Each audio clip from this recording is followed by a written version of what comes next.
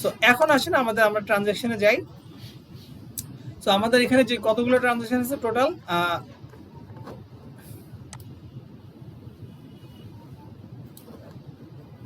485, একটা হলো header. So 485 485টা transaction আছে এই অ্যাকাউন্টে। এই অ্যাকাউন্টে আছে আপনার 69টা, এইটাতে আছে 19টা, এখানে আছে আপনার 7টা। হ্যাঁ,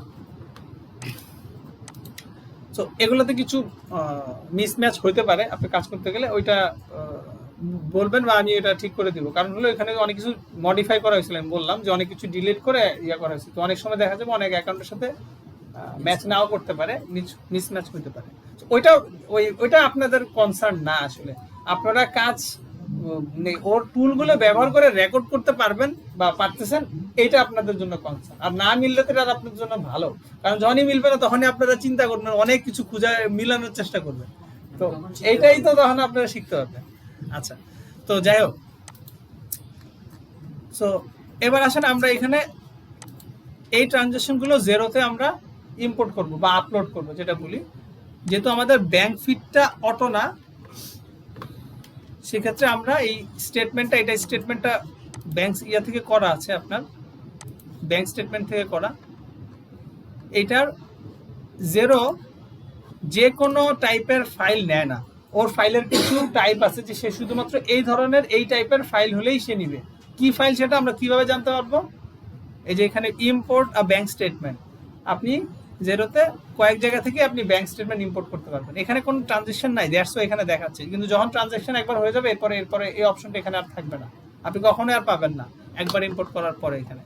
সো এই যে ব্যাংকের পাশে আপনি এখানে ক্লিক করবেন, রিকনসাইলের এই পার্টে এখানে ইম্পোর্ট আ স্টেটমেন্ট এখানে পাবেন। আরেকটা এখানে না, আচ্ছা, আরেকটা হলো আপনি ব্যাংকে যেয়ে পাবেন। আমি আর ভিতরে যাচ্ছি না, এখান থেকে আমরা এটা করে ফেলি মেইনলি। আরেকটা পাবেন আপনি এই যে এখানে অ্যাকাউন্টিং এ যে ব্যাংক অ্যাকাউন্টস, আমি যদি সেটা ওপেন করি তাহলে এইখান থেকে আপনি ম্যানেজ অ্যাকাউন্ট, এই অ্যাকাউন্ট সিলেক্ট করে, আমরা হলো বিজনেস কারেন্ট অ্যাকাউন্ট আছে, এখানে যাবেন এবং এখান থেকে এই যে ইম্পোর্ট আর স্টেটমেন্ট, এখান থেকে করি, সমস্যা নেই। এখানে আপলোড, দেন ইম্পোর্ট সেটিংস, দেন রিভিউ, দেন হলো আপনার আপলোড হয়ে যাবে। সো এখানে বলছে আমরা কি কি টাইপের দিতে পারি, আমি দেখেন ওএফএক্স সে প্রিফার করে, কিউএফএক্স, কিউআইএফ, কিউবিও আর সিএসভি। তা আমরা অ্যাকচুয়ালি এগুলোর সাথে তেমন একটা পরিচিত না, আমরা এই টাইপের সাথে একদম সবচেয়ে বেশি পরিচিত এবং সবচেয়ে বেশি এই টাইপের সবাই ইম্পোর্ট করে। তো এটা দিয়েই করব আপলোড। আচ্ছা, এখন আমার যে ফাইলটা আছে এইটাকে তো আমাকে আগে সিএসভি তে কনভার্ট করতে হবে, রাইট? তো কিভাবে কনভার্ট করব? অনলাইনে, আমরা অফলাইনে করব। অনলাইনে করার হিসাব করলে তো লাভ নেই, আমার এখানে অলরেডি করা আছে। তো আমি অ্যাকচুয়ালি ওইটা আপনাদের করেই দেখা, এটা থাকুক। আমি এখানে নিউতে যাব, কি ব্যাপার, সরি, ওই শীট থেকে না, আমি ওইটা তো আসলে করা আছে, পরবর্তীতে আবার বলবেন যে এটা কিভাবে আসলো, সেই জন্য আমার ওই সুযোগ আমি দিতে যাচ্ছি না। আমি এই যে এক্সেলে গেলাম, জাস্ট একটা এক্সেল ওপেন করলাম, এক্সেল আমি কিন্তু এখনো সেভ করি না কোথায়, জাস্ট এক্সেলটা ওপেন করলাম আইকন থেকে। আমি এবার কি করব, এই ট্রানজাকশনগুলো আমি আগে কপি করে নিয়ে আসি। এখন যে যেভাবে পারেন, যারা এক্সপার্ট আছেন তারা এক্সপার্ট স্টাইলে করবেন, যারা একটু কম বুঝেন তারা কপি পেস্ট করবেন। হ্যাঁ, সো আমার এতটুকু লাগবে, এটা কিন্তু আমার লাগবে না, এটা কিন্তু আমার ট্রানজাকশন না, এটা জাস্ট আমি ব্যালেন্সটা ক্যারি ফরওয়ার্ড করছি সামনে। হ্যাঁ, সো আমার লাগবে অ্যাকচুয়ালি এই পর্যন্ত, রাইট? ওই যে অ্যামাউন্ট পর্যন্ত সবটা সিলেক্ট করলাম, জাস্ট শর্টকাট দিয়ে সিলেক্ট করছি, আবার এটা টানে টেনে। আচ্ছা, কপি করলাম,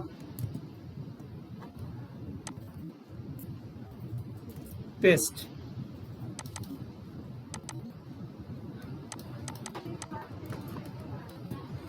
আচ্ছা, সেভ দিলাম আমি। যখন আমি সেভ দিলাম, সে যেভাবে দেয় আর কি, অ্যাকচুয়ালি এটা তো আমি সেভ করি না, দ্যাটস ওয়াই যখনই সেভ দিলাম, দেখেন সেভে না দিয়ে আমি দিব সেভ অ্যাজ। সেভ অ্যাজ আমি কোথায় সেভ করতে চাই, আমি এটা সেভ করতে যাচ্ছি আপাতত ডেস্কটপে, যেহেতু আমার সামনে যেন থাকে। নামটা দিব আমি এখানে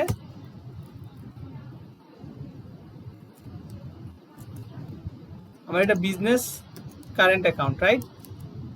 হ্যাঁ,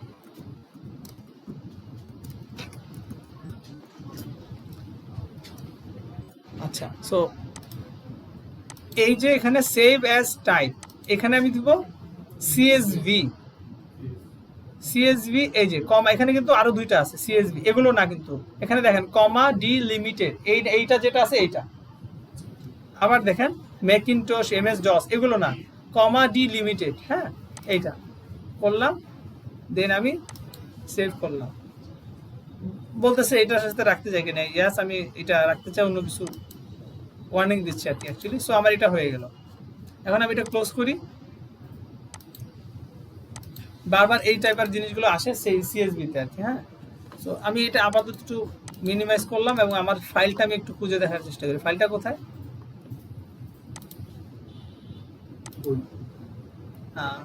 ডেস্কটপেই তো ছিল।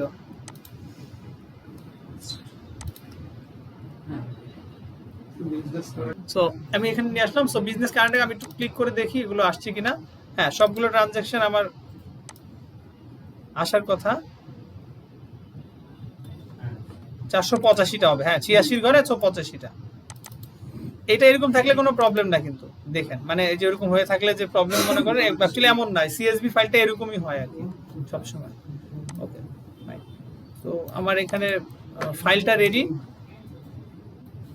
উপরে আমার হেডার আছে, অ্যামাউন্ট আছে, অ্যামাউন্টটা ঘরে একটু আমি দেখে নিই। দেখেন এখানে মাইনাস, সব মাইনাস, এখানে একটা প্লাসও আছে, মানে প্লাসে গুলো তো প্লাস মাইনাস, তার মানে আমার অ্যামাউন্টের ঘর কিন্তু একটা। ঠিক আছে, তিনটা টোটাল, আমার তিনটা কলাম। ওকে, সো এখানে আমি আর ডোন্ট সেভ কিছু সেভ করি না, এলোমেলো, সো লাগবে না। এবার আমি কি করবো, এটা আমি আপলোড করবো, রাইট? এখানে চাচ্ছে দেখেন ড্র্যাগ অ্যান্ড ড্রপও করতে পারি, সিলেক্ট করতে পারি। আমি ড্র্যাগ অ্যান্ড ড্রপই করি।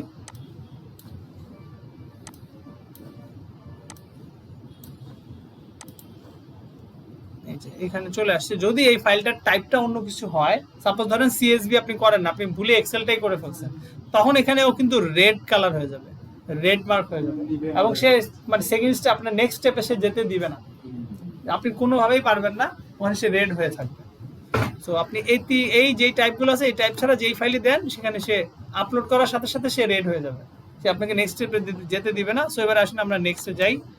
নেক্সটে এবার দেখেন এখানে এগুলো পরে দেখেন, এখানে দেখেন set up transaction for import, ট্রানজাকশনগুলোকে সেট আপ করতে বলতেছে। কি set up? Map and assign columns, আপনাকে ম্যাপিং করতে বলতেছে। যেই ফাইলটা আপনি দিচ্ছেন, আপনি তাকে সেই ম্যাপ করে তাকে বুঝিয়ে দেন যে আসলে কোনটা কি, কারণ এখানে তো অনেক কিছুই আছে, অ্যামাউন্টও আছে, তারপর ডেসক্রিপশন আছে, ডেট আছে, তাকে বুঝে বলতে হবে। সেটা একটা রোবট অ্যাকচুয়ালি, এআই যদি বলেন, আর্টিফিশিয়াল ইন্টেলিজেন্স আছে কিন্তু এর মধ্যে, তো কিছুটা কাজ করে, মানে ওই রকম ইয়ে করে কাজ করে। আচ্ছা, তো এখন তাকে বলে দিতে হবে যে কোনটা কি, যদিও অলরেডি এটা ও অটো নিয়ে নিয়েছে, কারণ আমার এটার অলরেডি প্রিভিয়াস রেকর্ড আছে। হ্যাঁ, মানে এই অ্যাকাউন্টে না, এই কোম্পানিতে না, কিন্তু এই অ্যাকাউন্টটা আমি ইউজ করতেছি একের পরে। আপনাদেরটার ক্ষেত্রে কিন্তু এটা হবে না, আপনাদেরটা নতুন, তখন কিন্তু তাকে মানে পুরো সে ওইভাবে করে সব নিতে পারবে না, সে একটা দুটা করে আরেকটা বলবে যে সে বুঝতেছে না। তো সেটা আমি দেখাচ্ছি। এখানে দেখেন column heading from CSV file, সে বলতেছে এখানে একটা জিনিস দেখেন, নিচেরটা দেখেন সবার আগে, don't import the first line because they are column headings. এটাতে আপনি টিক দিতে হবে, নাহলে কিন্তু একটা ট্রানজাকশন আপনার মিস হয়ে যাবে। সে কিন্তু ওইটাকে একটা ট্রানজাকশন ধরবে এবং সে ঝামেলা করবে ওইটা নিয়ে, যে ওইটা তো একটা ট্রানজাকশন, আসলে তো ট্রানজাকশন না। হেডার ওইটা তো ডেট, ডেসক্রিপশন এন্ড অ্যামাউন্ট, এই লেখা ঠিক আছে, ওটা হলো কলাম হেডিং, তাই না? তাহলে তাকে বলতে হবে যে তুমি ওই কলামটা কিন্তু আবার ইম্পোর্ট করো না, ওইটাকে তুমি ট্রানজাকশন হিসেবে ধরো না, এটাকে টিক করতে হবে। এটা আনটিক থাকে। আপনারা, আমার তো যে বললাম, আমার তো অ্যাকাউন্ট আগে থেকে ইউজ করতেছি, এটা নতুন, এই কোম্পানিটা এখানে নতুন করে করছি, কিন্তু অলরেডি তো এখানে আরো কোম্পানি আছে আগে থেকে। সো এইটা আপনারা টিক দিয়ে নেবেন যাতে কলাম হেডিংটা সে ইম্পোর্ট না করে, এক নাম্বার। এবার আসেন আমরা এখান থেকে করি। এই যে সব এরকম হয়ে যাবে আপনাদের, নো ফিল্ড। কি প্রথমটা কি? Assign to a field, date. ও বলছে ডেটটাকে তাকে অ্যাসাইন করে দিতে, কোন কলামটা ডেটে। সো আমি এবার আসি, ডেটে এখানে দেখাবে, এই যে এই স্টাইলে দেখাবে কি, আরে ধরে দিবা ট্রানজ্যাকশন ডেট, ডেট যেটা লেখা আছে সেটা হবে অ্যাকচুয়ালি জিরোতে ট্রানজ্যাকশন ডেট। ও বলছে যে হেডারে পেয়ে গেছে তিনটা জিনিস, ডেট, ডেসক্রিপশন, অ্যামাউন্ট, এটা পেয়েছে। তাহলে ডেটটা জিরোর কোন ফিল্ডের আন্ডারে পড়ে, জিরোর ট্রানজ্যাকশন ডেট যেটা আছে সেটার সাথে তুমি অ্যাসাইন করে দিল। Okay fine. এবার আসেন ডেসক্রিপশন। ডেসক্রিপশনে ঘরে ওইটা দেখতে পাচ্ছি এক্সপেরিয়ান নামে একটা কিছু আছে, মানে ওইটা আমাকে একটা প্রিভিউ দিচ্ছে আর কি, যে এরকম আসতেছে, এটা তুমি আমাকে অ্যাসাইন করে দাও, আমার কোনটার সাথে আমি রাখবো। অ্যাসাইন, এটা কিন্তু অ্যাসাইন, আপনি সেকেন্ড টাইম দিতে পারবেন না এখানে। আচ্ছা, সো ডেসক্রিপশন, আমি জিরোর ডেসক্রিপশনের সাথে এইটার ডেসক্রিপশন আমি অ্যাসাইন করলাম। Third, amount. সো অ্যামাউন্টের কথা ও বলতেছে যে এখানে 11 - 11 এরকম করে অ্যামাউন্ট দেখাচ্ছে, এরকম কিছু একটা হবে, এটা কোনটার সাথে আমাকে তুমি অ্যাসাইন করে দিবা। সো আমি এখানে জিরোর ট্রানজ্যাকশন অ্যামাউন্ট নামে একটা আছে, আমি এইটার সাথে অ্যাসাইন করবো। দেখেন এইখানে আবার সাথে সাথে এইটা এতক্ষণ ছিল না, কিন্তু এখন এটার সাথে সাথে চলে আসছে যে ট্রানজ্যাকশন প্রিভিউ। ট্রানজ্যাকশনটা দেখতে ঠিক এরকম হবে।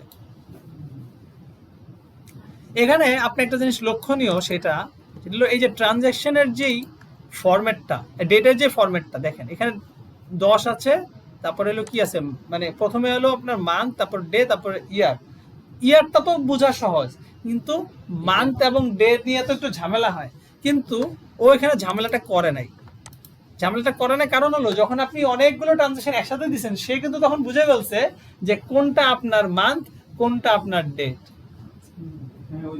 হ্যাঁ, মানে 12 পরে যখন সে আসতেছে একই সাথে, ধরুন আপনার 13 আর 12 আসছে, তখন তো সে বুঝে ফেলছে যে এইটা হলো, তাহলে ওইটা মান্থ, ওইটা ইয়ার। কিন্তু কুইক বুকস এর ক্ষেত্রে কিন্তু বুঝে তাকে বলে দিতে হয় ডেটের ফরম্যাটটা কি, ওইখানে আলাদা আলাদা করে থাকে, মানে ওইটা তাকে ধরা দিতে হয়। জেরোর ক্ষেত্রে এটা ধরা দিতে হয় নাই, কিন্তু জেরো আপনার ভুল করবে যদি আপনি ওকে ধরে দিতে না পারেন। সাপোজ ধরেন আপনি নিজেই, হ্যাঁ আপনি সাপোজ ধরেন না, আপনি সাপোজ ধরেন এখানে দিচ্ছেন 10-31, আবার পরেরটা দিলেন কি 1-11, তাহলে ও কিন্তু ভুল করবে। এটা তো আপনার ভুল, এটা তো ওর ভুল না, কারণ আপনি এখানে 10-31 দিচ্ছেন যখন, তখন ও ধরে নিয়েছে এটা মাস, এটা দিয়ে, কিন্তু পরের মাসে এসে আপনি আবার কি করছেন, প্রথমে ডে দিচ্ছেন, পরে দিচ্ছেন মান্থ। হ্যাঁ, এখন এটা তো আর জেরোর ভুল না। জেরো সুন্দর মতো দেবে যে আবার নভেম্বরের 1 তারিখ থেকে, সরি জানুয়ারির 11 তারিখ, আসলে তো সেটা হবে নভেম্বরের 1 তারিখ। তাহলে এটা তো ভাই রোবটের ভুল না, এই ভুল হলো আপনার মানুষের। রোবট ভুল করে না, ভুল করে মানুষ, কারণ রোবটটা একটা স্পেসিফিক সবকিছু দেওয়া হয়, সে ওই অনুযায়ী যাবে। তো এগুলো অবশ্যই আপনাদেরকে খেয়াল রাখতে হবে। আরেকটা হলো এখানে দেয়া আসে স্ল্যাশ। জেরোর ক্ষেত্রে কোনো প্রবলেম না, জেরো এটাকে পিক করে ফেলছে, এই যে পিক যে করে ফেলছে সে সুন্দরভাবে এখানে কিন্তু সে প্রিভিউটা দেখাচ্ছে, এবং আপনাকে সে বলতেছে এটা কনফার্ম করার জন্য যে আমি জানুয়ারি 2 যে ধরলাম এবং এটি 21, অ্যাকচুয়ালি এইটা কি ফরম্যাটটা কি ঠিক আছে কিনা, কারণ ডেট ফরম্যাটটা তো আপনি এর সাথে এগ্রি করতে নাও পারেন, কিন্তু অ্যাকচুয়ালি এটা ঠিক আছে। আমরা জানি যেহেতু অনেকগুলো মাস আছে, এখানে 12 মাসের আছে, তো এই জন্য সে ঠিকটাই ধরছে। কিন্তু আপনার যদি 1 মাস থাকে, তখন কিন্তু সে এইটাকে মানে ভুলও দেখাইতে পারে। হ্যাঁ, কারণ আপনি সবসময় দিয়ে আসছেন মান্থ, ডে, ইয়ার, মানে এর আগে আপনি দিয়ে আসছেন, কিন্তু এবারে ভুলে আপনি কি করছেন, ডে, মান্থ, ইয়ার দিয়ে এবার এই মান্থটা আপলোড করতে গেছেন, তখন কিন্তু সে ওই স্টাইলেই সে পিক করবে, ওই স্টাইলে আগের স্টাইলে পিক করবে, কনফিগার করা হয়ে গেছে। তাহলে এখন এই জন্য সে প্রিভিউটা দেখাচ্ছে আপনি ঠিকটা আছে কিনা, না হলে তো আপনাকে আবার আপনার ডেট ফরম্যাটটা চেঞ্জ করতে হবে। আমি যেটা বুঝতেছি এটা ঠিক আছে, মানে আমি এটার সাথে এগ্রি করি এবং আমি জানি এটা ঠিক আছে, কারণ যেহেতু 12 মাসের ট্রানজ্যাকশন আছে। সো পরে নেক্সট, এখানে টোটাল 485টা ট্রানজ্যাকশন আছে, তার মানে সবগুলো ট্রানজ্যাকশনেই আসছে, কোনো প্রবলেম হয় নাই কোনো ট্রানজ্যাকশনে। যদি কোনো ট্রানজ্যাকশনে কোনো প্রবলেম হয়, তাহলে সে এখানে ট্রানজ্যাকশন কম দেখাবে এবং ওইখানে একটা মানে এখানে বলে দিবে যে কয়েকটা ট্রানজ্যাকশন আপনার রেডি না। হ্যাঁ, আবার যদি কোনো ট্রানজ্যাকশন ডুপ্লিকেট থাকে, মানে কোনো ট্রানজ্যাকশন আপনি 2 বার দিয়ে ফেলছেন ভুলে বা হয়ে গেছে, তখন সে হ্যাঁ সেম ডেটে, সেম নামে, সেম অ্যামাউন্টে, ওইটাই ডুপ্লিকেট, ও সবকিছু সেম ধরে। সো তখন সে কি করবে, ওইটাকে সে বলবে যে এতগুলো ট্রানজ্যাকশন ডুপ্লিকেট আছে, সো ওগুলা সে ইম্পোর্ট করতে দিবে না। মানে এটা অ্যাকচুয়ালি হয় না আসলে, ডুপ্লিকেট ট্রানজ্যাকশন তো আসলে আপনি অবশ্যই এটা আপনার ভুল, ও ধরে ফেলবে। হ্যাঁ, এরকম। আর অনেক সময় ওদের কিছু লিমিটেশনও থাকে, প্রবলেম হয়, তো ওইটাকে তখন অন্যভাবে আপনার একটু ডেসক্রিপশন সামান্য এদিক ওদিক চেঞ্জ করে আপনার ইম্পোর্ট করতে হয়। প্র্যাকটিক্যালি আমি এটা ফেস করতেছি অলরেডি আমার কোম্পানিতে। কিছু ট্রানজাকশন আমার অ্যাকাউন্ট ম্যানেজার যে আছে সে এটা ফেস করতেছিল, পরে সে ওই ট্রানজাকশনের ব্রেকডাউন দিয়ে করছে, মানে ওইটার মধ্যে 3টা পেমেন্ট ছিল একটা, পরে সে 3টা পেমেন্টের জন্য আলাদা আলাদা করে 3টা ট্রানজাকশন করে ওইটাকে আপলোড করছে। ক্যাশ ইন হ্যান্ড ছিল দেখে সমস্যা হয়নি, ব্যাংকের গুলোতে হয় না ক্যাশ অন হ্যান্ড, ওই যেটা তো অনেকগুলো একসাথে আমি 3টা কাজের জন্য পেমেন্ট দিলাম আর কি, ব্যাপারটা এরকম ছিল। তো আপনি পেমেন্টের ডকুমেন্টে কিন্তু একটাই পেমেন্ট, কিন্তু কাজটা হইলো 3টা ছিল, ওই জন্য পরে সে 3টা ট্রানজাকশনের ব্রেকডাউন দিয়ে সে ওটা ইম্পোর্ট করছে। আচ্ছা যাক, কমপ্লিট ইম্পোর্ট।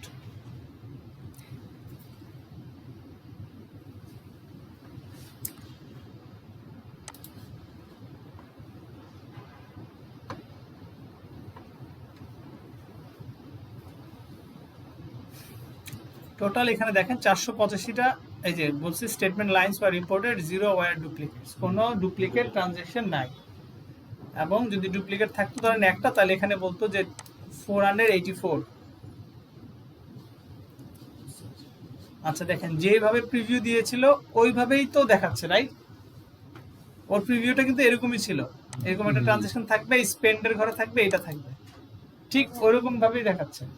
484 দেখাতো, তাহলে কি ও ডুপ্লিকেটটা কি ইম্পোর্ট করে না? না, ডুপ্লিকেটটা ইম্পোর্ট করতো না। এখন আপনাকে ও হেল্প করবে, এটা যে আপনি যে ডুপ্লিকেট করছেন এটা কিন্তু আগেই দেখাচ্ছে, ওই যে ওই সময় দেখাচ্ছে যখন আপনি ইম্পোর্ট করার ঠিক আগে ওখানেই দেখাইতো, আপনি দিয়ে দিলে তখন ওটা ও দেখাইতো যে এটা ডুপ্লিকেট, এবং আপনার ওখানে মার্ক করে দিত, একটা সাইন দিয়ে দিত যে এটা ডুপ্লিকেট।